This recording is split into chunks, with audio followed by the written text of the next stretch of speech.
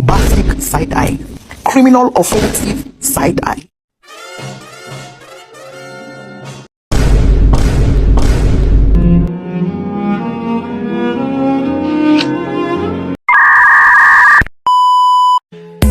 Every time you walk into the room, got me feeling crazy. Shot my heart, boom, boom.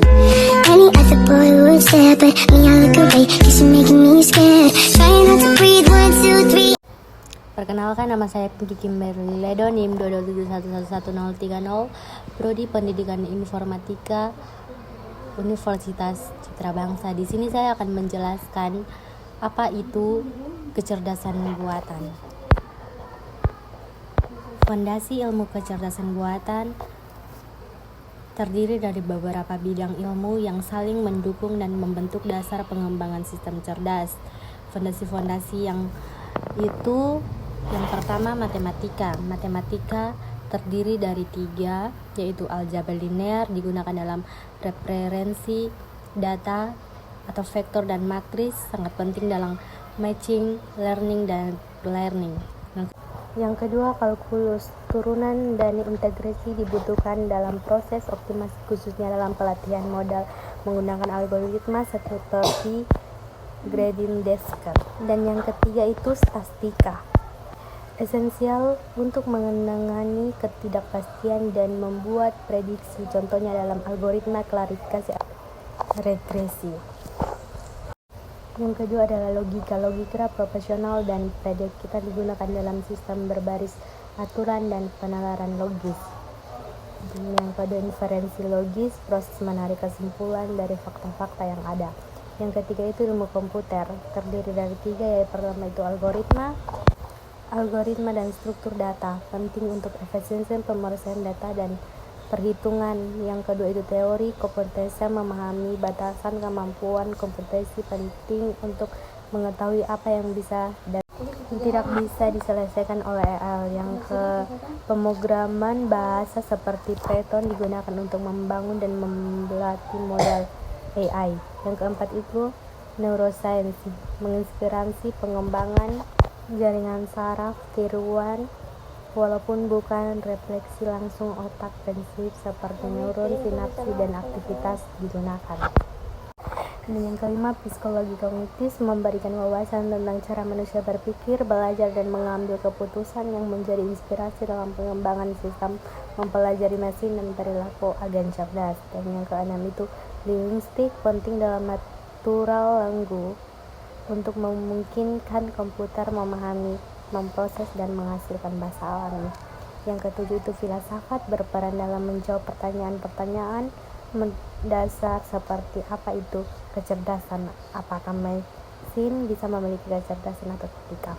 Yang ke-8 itu robotika dan sistem, berhubungan dengan penerapan AI dalam bentuk fisik seperti robot, menggabungkan AI dengan sensor, aktuator, dan kontrol gerakan.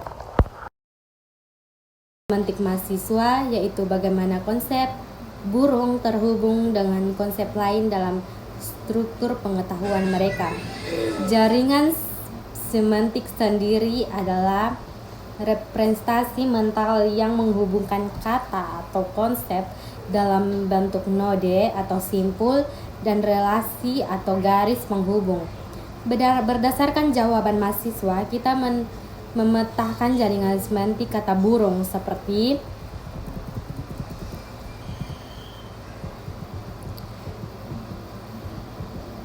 node pusat. Burung adalah konsep utama, ciri fisik, bersayap, bertelur, berkaki 2. Kemampuan bisa terbang, berkicau atau tidak. Makan biji-bijian, buah-buahan, daging, menunjukkan variasi jenis burung. Konsep dikaitkan dengan fitur semantis seperti bentuk tubuh, fungsi, perilaku, dan makanan. Dan yang ketiga, untuk menyelesaikan masalah ini kita akan menggunakan 2 teknik inferensi dalam sistem pakar, yaitu word reasoning atau penalaran maju. Konsepnya word Reasoning berjalan dari fakta ke kesimpulan, yaitu dari data atau fakta awal yang cocok atau hasil. Langkah-langkah yang pertama, fakta yang diketahui dari user. A1 suhu tubuh 38 derajat Celcius. A2 batuk.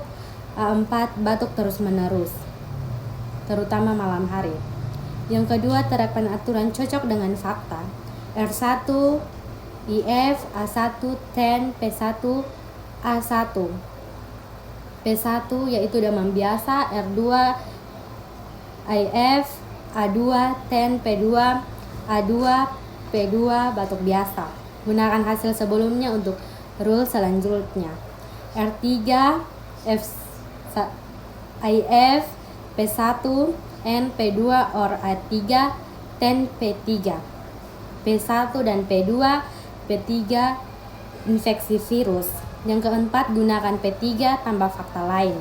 R4 IF P3 N A4 10 P4 P3 dan A4. P4 batuk kerejan. R5 P3 tapi A5 tidak diketahui atau tidak terpenuhi.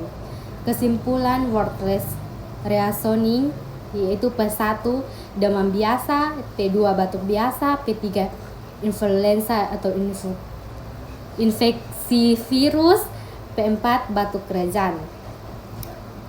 Backward reasoning atau penalaran mundur, konsep rasang bekerja dari tujuan atau fakta. Artinya kita mulai dari dugaan hipotensi P, lalu mencari fakta yang mendukung, misalnya ingin memeriksa apakah P4 batuk kerejan benar.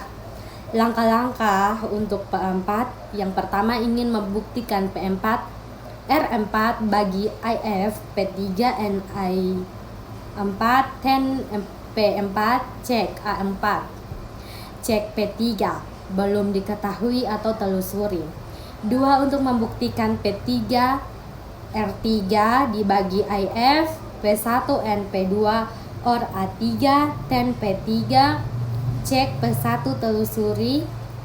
R1 dibagi IF A1 10 P1 A1 P1 cek P2 R2 dibagi IF A2 10 P2 A2 P2 P2 or A3. Maka P3 kembali ke langkah 1 P3 dan A4. Maka P4 kesimpulan berkereseng dapat disimpulkan bahwa P4 batuk kerejan adalah benar dalam proses juga terbukti P1 P2 P3. Sekian presentasi saya, terima kasih.